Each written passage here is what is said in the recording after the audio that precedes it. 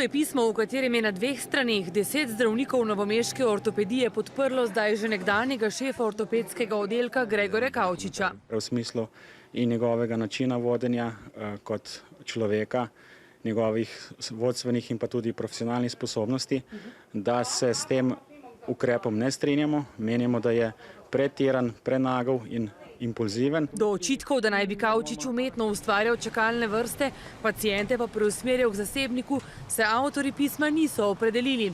Moti jih predvsem sankcija, torej odpoved, za katero se je vodstvo bolnišnice odločilo. Na oddelku se že dogajajo primeri, ki zahtevajo intenzivnejše in pa večje kirurško znanje, izkušnje, ki jih on edini na tem oddelku ima, in je oskrba takih pacientov motena.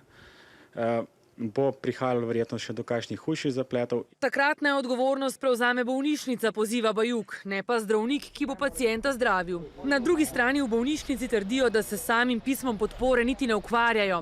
Zdaj prebirajo pisma pacientov, ki sprašujejo tudi, na koga naj se ob težavah po operaciji v zasebni kliniki Arbor Meja obrnejo.